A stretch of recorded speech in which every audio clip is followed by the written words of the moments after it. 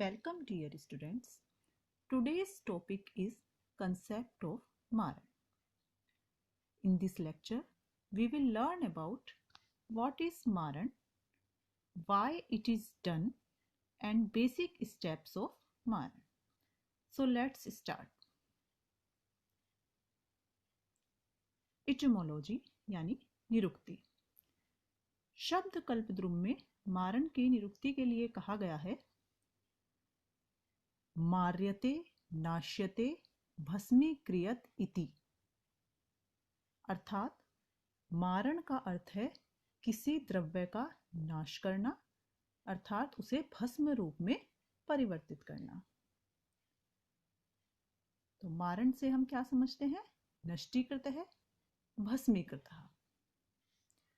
तो आयुर्वेद की चिकित्सा में जैसे हमने पहले भी डिस्कस किया था कि हम मिनरल्स का यूज करते हैं और वो मिनरल्स हमें नेचर से जिस फॉर्म में प्राप्त होते हैं उसी फॉर्म में हम उन्हें ट्रीटमेंट में यूज नहीं कर सकते हैं.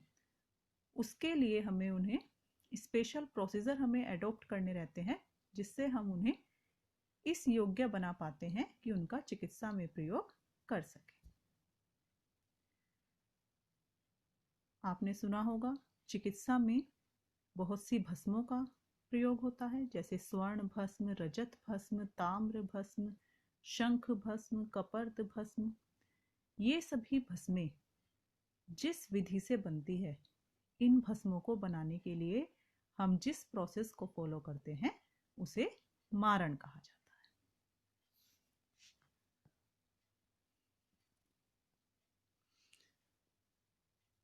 So, Maran is a type of pharmaceutical process mentioned in Ayurvedic classics to convert metals and minerals into such a form so that they will not be converted back to original form. मारण से हम किसी mineral को उस form में convert कर देते हैं, किसी भी द्रव्य को ऐसी फॉर्म में कन्वर्ट कर देते हैं जिससे कि वो पुनः दोबारा अपनी ओरिजिनल फॉर्म में वापस नहीं आ सकता. अगर आप ताम्र की भस्म बना रहे हैं तो भस्म परीक्षा में सबसे पहला जो क्राइटेरिया होता है वो यही होता है कि उसमें अब ताम्र का कोई भी फ्री पार्टिकल नहीं होना चाहिए, अर्थात वह अपनी पूर्व रूप में नहीं होनी चाहिए. मारण के बाद ताम्र जो है वो अपने किसी ना किसी कंपाउंड फॉर्म में चेंज हो जाता है, चाहे वो ऑक्साइड फॉर्म हो चाहे सल्फाइड फॉर्म हो. ये डिपेंड करता है कि आपने किस प्रोसेस को फॉलो करके किस तरह से उसकी भस्म बनाई है. लेकिन ये ध्यान रखने वाली बात है कि यदि हमने मारण किया है, यदि हमने किसी द्रव्य की भस्म बना ली है, तो अब हम उस द्रव्य को उसकी ओरिजिनल फॉर्म में दोबारा चेंज नहीं कर सकते हैं. Understand? This is an important point. They will not be converted back to original form. Okay. Next, it helps in converting hard material to a finer state. Okay. जब mineral हमें nature से मिल रहा है, हम उसे माइन से निकाल रहे हैं, तो वो बहुत ही हार्ड होता है, उसे आप एज सच नहीं ले सकते हैं. लेकिन जब आपने उसे भस्म में कन्वर्ट कर लिया है तो वो एक बहुत ही फाइन स्टेट में आ जाता है. तो उसके फाइनर स्टेट में आने का हमें क्या बेनिफिट होता है? So that the drugs may be easily assimilated in the system and affects their pharmacodynamics. जब तक आपकी ड्रग, अगर आप किसी द्रव्य को चिकित्सा में यूज कर रहे हैं, जब तक वो फाइनर स्टेट में नहीं होगा तो उसका बॉडी में एब्जॉर्प्शन ही नहीं होगा. तो उसके बॉडी में एसिमुलेशन के लिए, उसके एब्जॉर्प्शन के लिए द्रव्य का फाइनर स्टेट में होना बहुत जरूरी है. जैसे जैसे आप आगे पढ़ेंगे तो आपको हर फॉर्मुलेशन का पता चलेगा कि अगर हम चूर्ण ले रहे हैं तो चूर्ण का पार्टिकल साइज कितना होना चाहिए, और भस्म जो हमारी है उनका पार्टिकल साइज जो है वो नैनो रेंज में होता है. ओके. तो मारण का ये भी बेनिफिट होता है कि वो हमारा जो हार्ड मटेरियल है उसको किस में चेंज कर देती है, एक फाइनर स्टेट में चेंज कर देती है। और फाइनर स्टेट भी किस लेवल की, नैनो रेंज में हमारा पार्टिकल साइज भस्म का पहुंच जाता है, ठीक, जिससे कि वो बॉडी में अच्छे से हमारी एब्जॉर्ब होती है और उतना ही अच्छा फिर उसका थेराप्यूटिक बेनिफिट भी होता है, ठीक है।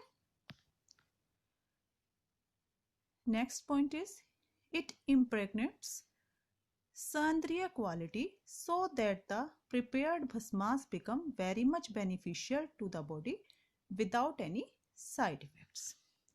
मारण करने के लिए हम बहुत सारे जो हमारे मेडिसिनल प्लांट्स होते हैं या फिर और भी बहुत से सहायक द्रव्यों का यूज करते हैं।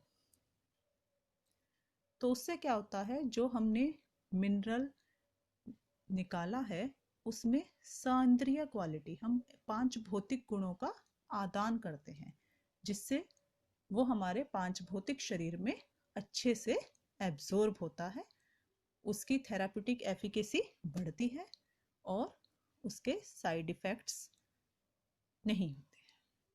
तो जैसे हमने आपको शोधन में बताया था कि शोधन केवल प्यूरिफिकेशन नहीं है, बल्कि शोधन से हमको ये भी बेनिफिट होता है कि वो थेराप्यूटिक एफिकेसी भी बढ़ाता है और उसके साइड इफेक्ट भी कम करता है।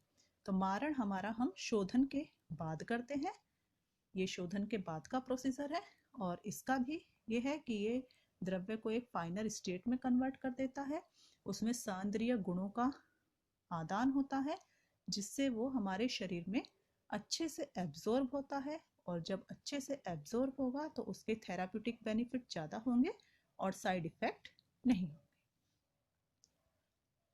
डेफिनेशन, द्रव्य गुण विज्ञान में मारण की परिभाषा देते हुए कहा गया है, शोधितान लोह धात्वादि, अर्थात शुद्ध किए हुए लोह तथा धातु आदि को, शुद्ध किए हुए लोह धातु आदि को मतलब मारण हमें कब करना है, शोधन के बाद।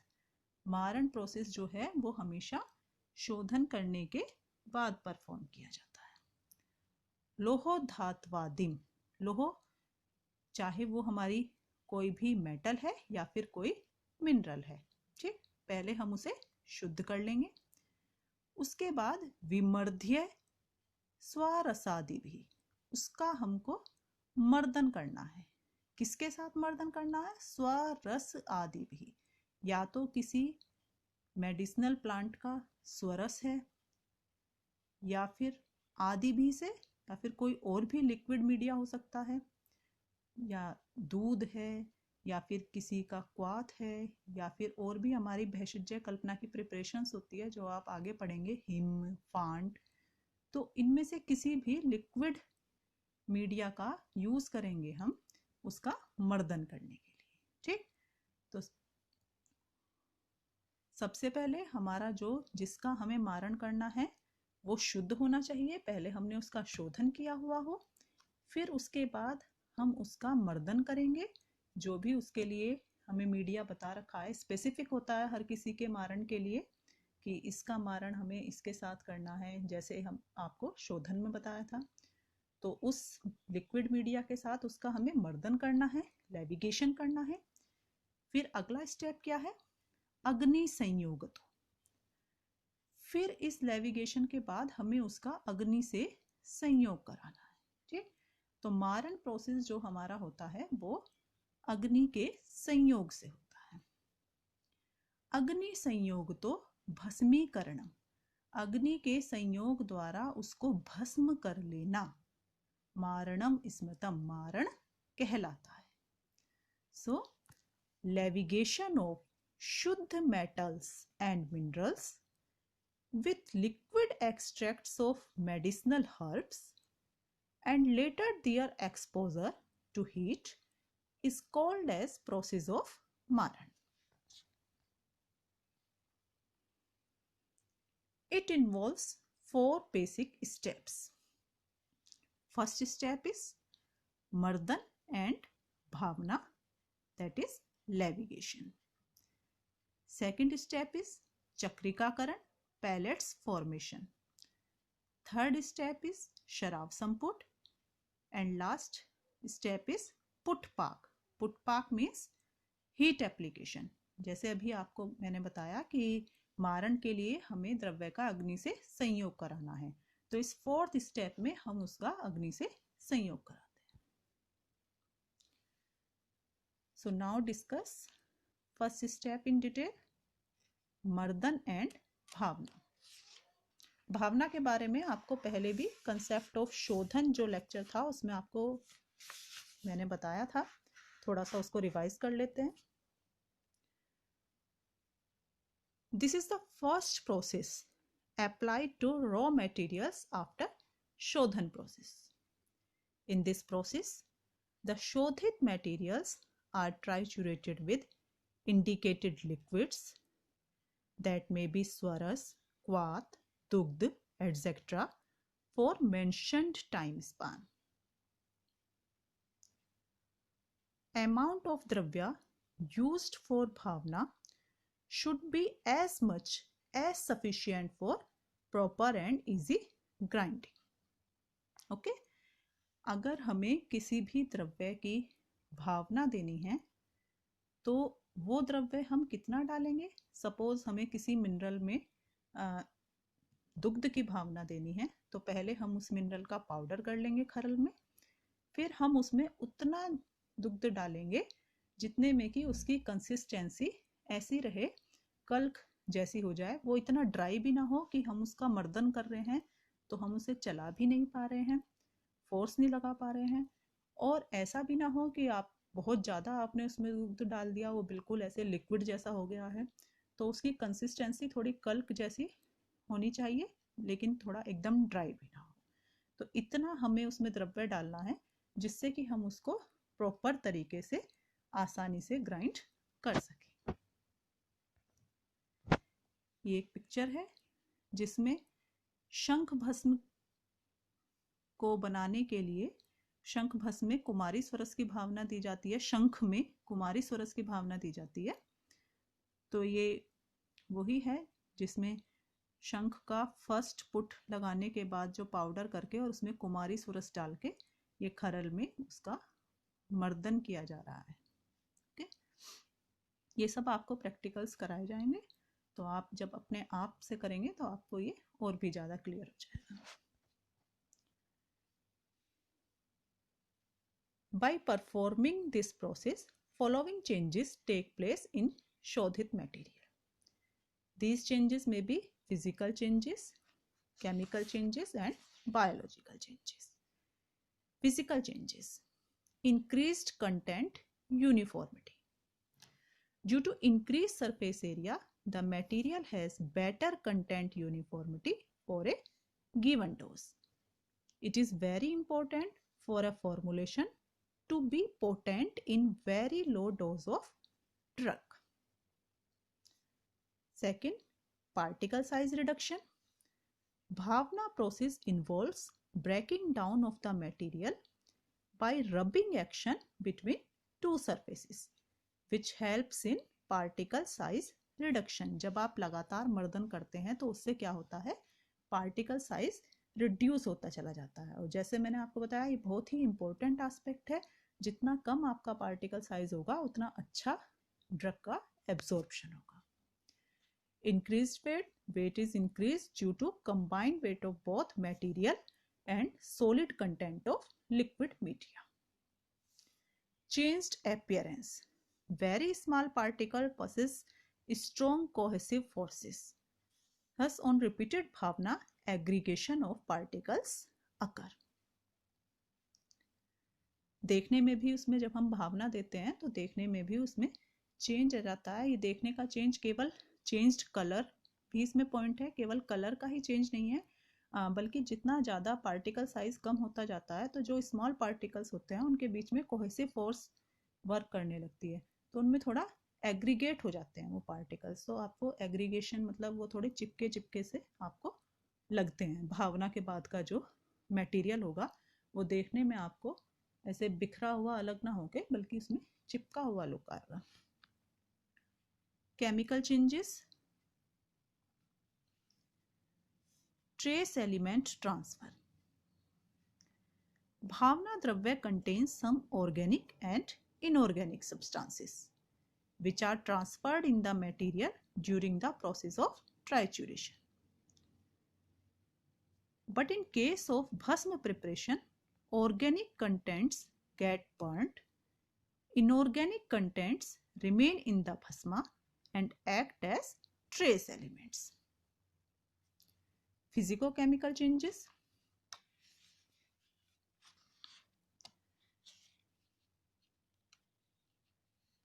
During levitation, atoms and molecular entities remains in a constant state of motion.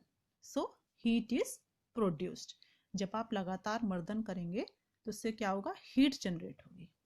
Due to increased surface area, every fine particle of material comes in close contact with liquid media, which causes physico-chemical changes in the material and formation of desired compound. Biological changes, जैसे आपको पहले बताया था, क्योंकि particle size reduce होता जाता है तो इससे क्या होगा कि आपका डिसोल्यूशन रेट बढ़ेगा. डिसोल्यूशन रेट क्या है कि गैस्ट्रिक और इंटेस्टाइनल जूसेस से उसका अच्छे से उसमें उसका डिसोल्यूशन होगा, जिससे कि उसका एब्जॉर्प्शन रेट अच्छा होगा. दूसरा, अभी जो हमने बताया कि भावना देने से उसमें ट्रेस एलिमेंट्स आ जाते हैं, तो जो हमारी बॉडी को डिफरेंट ट्रेस एलिमेंट्स की रिक्वायरमेंट होती है वो इससे फुलफिल होगी और ये थेरापेटिक एफिकेसी तो इंक्रीज करता ही है. ठीक है, भावना जब हम देते हैं उससे हमारे द्रव्य की थेरापेटिक एफिकेसी इंक्रीज होती है. बहुत सारी मेडिसिन्स इवन ऐसी है जिसमें भावना के, बहुत सारे द्रव्यों की भावना देकर ही फॉर्मुलेशंस बनाई जाती है, जैसे गंधक रसायन है, धात्री रसायन है. ओके, ये सब आप धीरे धीरे आपके कोर्स में आएगा तो आपका कंसेप्ट और भी ज़्यादा क्लियर होता जाएगा. सेकेंड स्टेप इज चक्रिकाकरण या पैलेट्स फॉर्मेशन. चक्रिका means shape of wheel. This is an intermediate process of मारण in which भावित and मर्दित द्रव्यास are subjected to pellet formation for achieving following objectives. चक्रिकाकरण में हम करते क्या है? हमने पहले द्रव्य को भावना दी. भावना में आप जानते हैं कि हमने कोई लिक्विड मीडिया डाला और उसको मर्दन करके हमें सुखा लेना है. जब वो सूख जाता है तो हमको उसके क्या करना है? जैसे 1 रुपए के कॉइन, 1 रुपए के सिक्के के जैसे जो है आपको उसके शेप में ये पैलेट्स बना लेनी है. ये देखिए जैसे ये पिक्चर्स में है, इस तरह की हम ये चक्रिका बना लेते हैं. ठीक है, ये समझ में आ गया होगा पिक्चर से आपको एकदम क्लियर.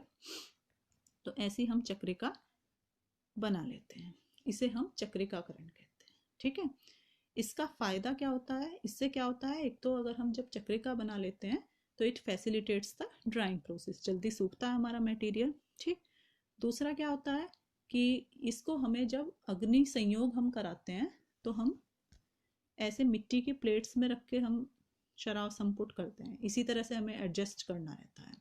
तो जब हम ये चक्रिका बना लेंगे तो हम एक प्लेट में ज़्यादा मटेरियल को एडजस्ट कर सकते हैं. अगर हम उसको ऐसे ही पाउडर फॉर्म में रखेंगे तो उससे एक तो मटेरियल के लॉस होने का भी रहता है कि वो गिर सकता है. ठीक, लेकिन इसमें हम एक के ऊपर एक रख के अच्छे से एक प्लेट में बहुत ज़्यादा मटेरियल हम एडजस्ट कर सकते हैं. ओके, और इससे क्या होता है, जब हम इसे हीट देंगे तो अगर हम एक जगह मटेरियल का लंप बना के रख देंगे, हमने ये अलग अलग इस तरह से पैलेट्स नहीं बनाई, बस केवल हमने एक बड़ी सी बोल बना ली. आप ये कहेगी इतनी ज़्यादा मेहनत करने की क्या ज़रूरत है कि अलग अलग हम चक्रिकाएँ बनाएं. अगर हमें केवल मटेरियल का लॉस ही चेक करना है तो हम उसको एक सिंपल बोल बना लेते हैं बड़ी सी और उसको रख लेते हैं. लेकिन उससे क्या होगा, प्रॉपर होमोजीनस हीट हर पार्टिकल को नहीं लगेगी. जब हम इस तरह से मटेरियल को डिवाइड कर लेंगे छोटी छोटी पैलेट्स में और तब हम उस पर हीट अप्लाई करते हैं तो इससे क्या होगा, हर पार्टिकल को होमोजीनस हीट मिलती है. Okay, so it helps to spreads homogeneous heat to each part of the material. Okay, and it counteract the loss of prepared drugs after successive put up with advantage of easy handling. और जब हम put लगा लेते हैं put लगाने के बाद आपको मैं बताऊंगी, ऐसा नहीं होता कि केवल एक बार हमें पुट लगाना होता है, बार बार हमें एक मेडिसिन बनाने में 10 बार 20 बार इतनी बार हमें हीट एप्लीकेशन करनी होती है। तो पुट हम लगाते हैं इस तरह से, ये दो प्लेट्स को आपस में जोड़ के ये शराब संपुट बनाते हैं। फिर इसको हम जैसे उपलों के बीच में रख के हीट देते हैं। तो ये हमें कई बार करना होता है ये प्रोसेस। तो जब अगर हमने पैलेट्स बना ली है तो बार बार हमको ये इजी हैंडलिंग हो जाएगा। आराम से हमने चक्रिकाएँ उठाई और फिर दोबारा से उसका मर्दन करा और फिर से पुट दिया। अगर हम ऐसे ही पाउडर फॉर्म में रखेंगे तो जितनी बार भी हम पुट लगाएंगे उतनी बार हमारा मटेरियल लॉस होगा।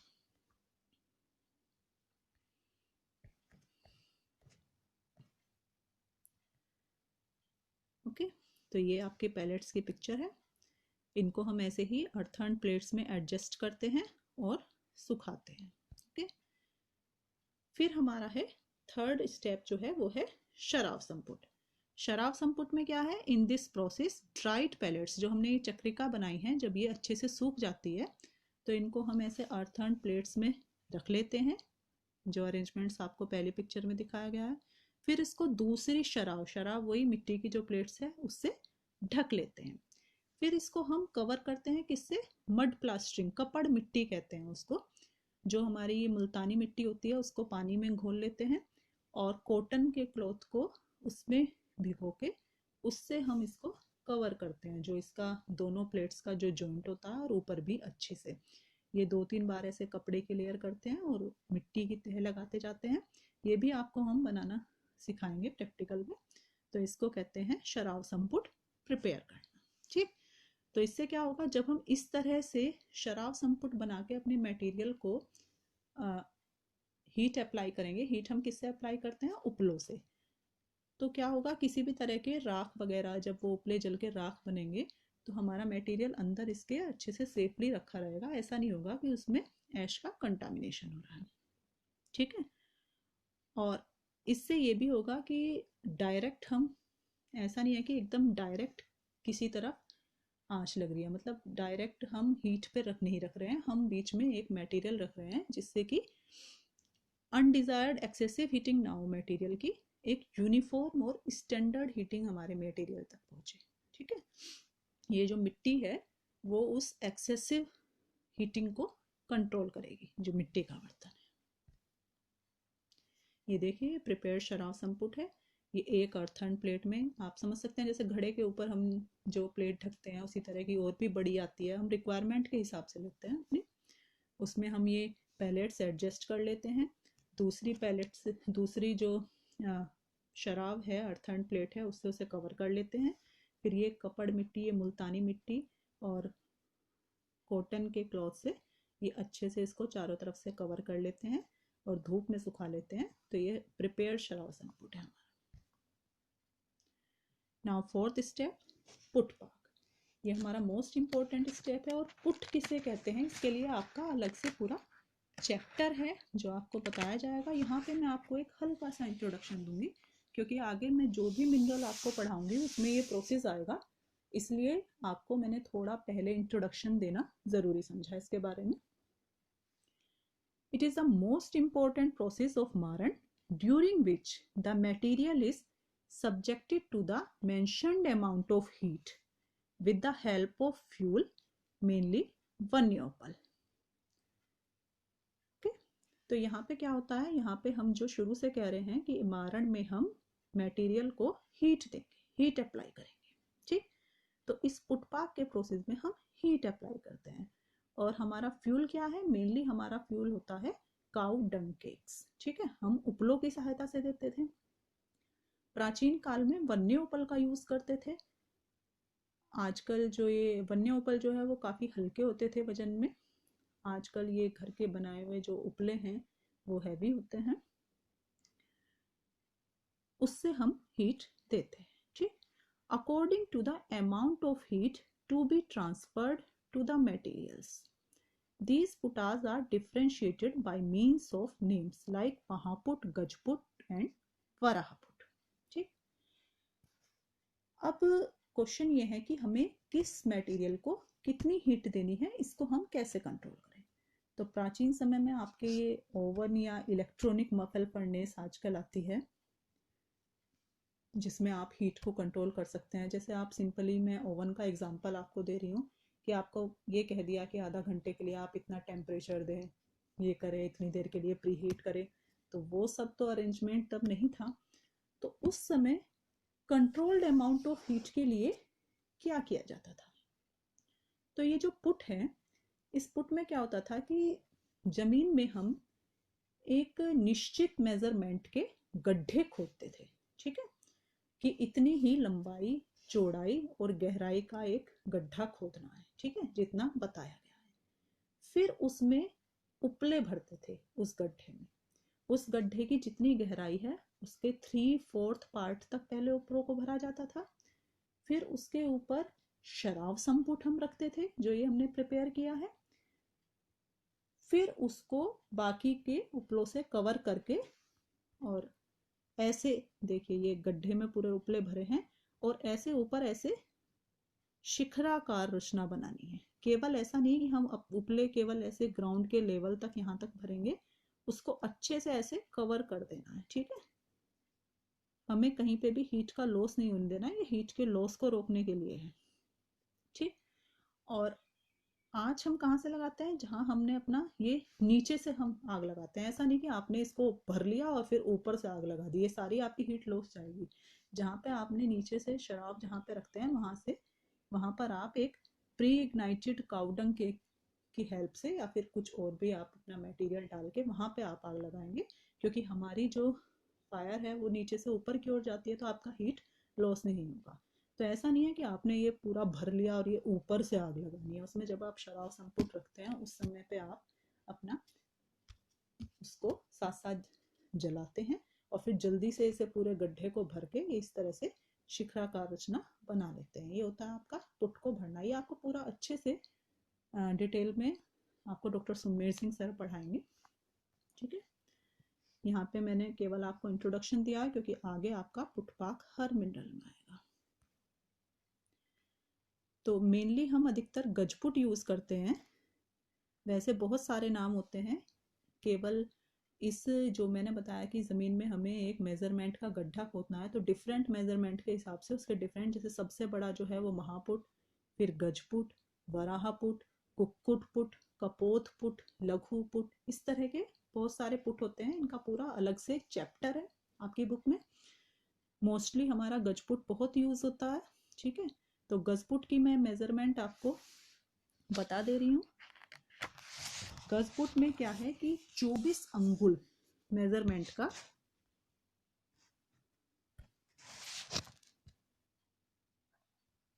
आपको जो है एक अपना ये पिट करना होता है, जिसमें 24 अंगुल जो है आपकी मेजरमेंट रहती है, ठीक है।